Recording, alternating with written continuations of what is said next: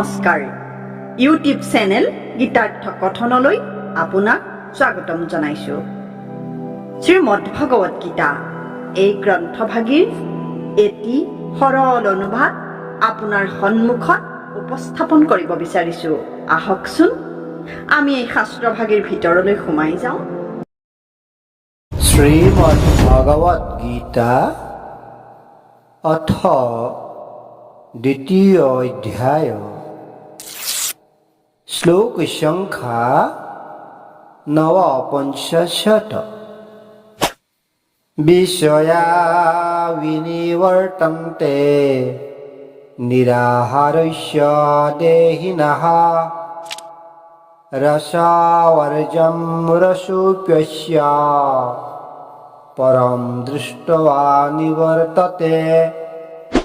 সৰলাৰ্থ: যিসকল লোকে ইন্দ্ৰিয়ৰ দ্বাৰা বিষয় গ্ৰহণ নকৰে তেওঁলোকৰ বিষয় বাসনাসমূহ তেওঁলোকৰ পৰা আঁতৰি যায়, কিন্তু বিষয়ভোগৰ ইচ্ছা অৰ্থাৎ ৰস মনৰ পৰা আঁতৰি নাযায়। কেৱল পৰম ব্ৰহ্মক দৰ্শন কৰাৰ পাছতহে এই বিষয় বাসনা দূৰ হৈ যায়।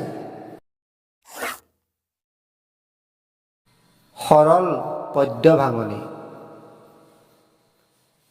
ইন্দ্ৰিয় বিষয় ত্যাগী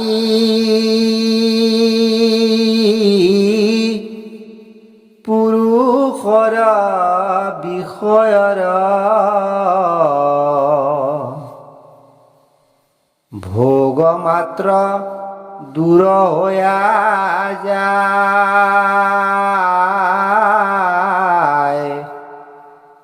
বিষয় ভোগৰ তৃষ্ণা তেবে সে বিদূৰ হোৱে, যেবে ব্ৰহ্ম সাক্ষাতে লাভ।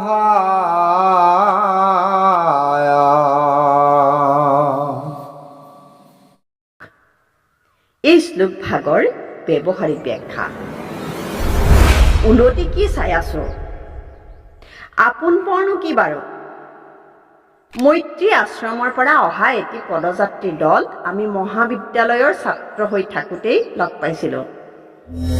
তেওঁলোকৰ সমাজখনত মানুহৰ উপাধিবোৰ নাই, সকলো ভাই বাই বা আই। হেমদত্ত কেনেকৈ হেম ভাই হ'ল আপোনালোকে জানাই। সেই পদযাত্ৰী দলটোৱেও আমাক ভাই বুলি বাবুল ভাই, প্ৰফুল্ল ভাই আদি নামেৰে মাতিছিল। কিছুদিনৰ পাছত আমালৈ চিঠিও দিছিল। আপোন পৰনো কি বাৰু? তাৰে এজনে আমাক কৈছিল, আমি কোনেও কাকো চিনি নাপাব পাৰোঁ, কেতিয়াও লগ নাপাব পাৰোঁ, কিন্তু তথাপি আমি একে পৰিয়ালৰ ককাই ভাই। কথাবোৰ ভাবিবলৈ মন নাযায়নে বাৰু? আপোন পৰনো কি?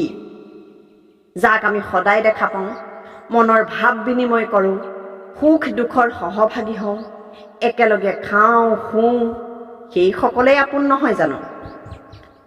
তেজৰ সম্বন্ধই আপোনত্ব বুজাই যদিও এই ঘনিষ্ঠতাৰ দ্বাৰা গঢ়ি উঠা আপোনত্বই বহু সময়ত তেজৰ সম্বন্ধক অতিক্ৰম কৰি যায়গৈ, যেনে প্ৰেম বিবাহ, নহয় জানো?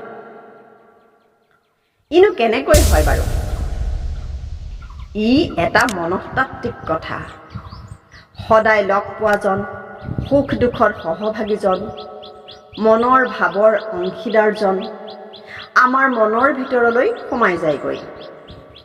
যেনেকৈ সদায় দেখি থকা দৃশ্যই আমাৰ মনৰ ভিতৰত এটা স্থায়ী ছবিৰ সৃষ্টি কৰে। শাস্ত্ৰৰ ভাষাত ইয়াকে মায়া বা ৰাগ বুলি কোৱা হয়।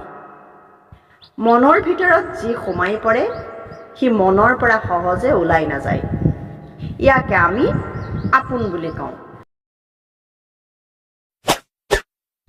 গতিকে এই আপোনত্ব অন্য একো নহয়, ই হ'ল মনৰ ভিতৰত সৃষ্টি হোৱা এক মানসিক চিত্ৰহে।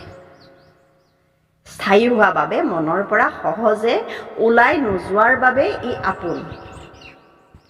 শাস্ত্ৰই কিন্তু কৈছে ই আপোন নহয়, মায়াহে, মোহহে, ৰাগহে, ই অপকাৰীহে। অৱশ্যে অন্য এক আপোনত্ব আছে। ইয়াকে প্ৰকৃত আপোন বুলি আমি কওঁ।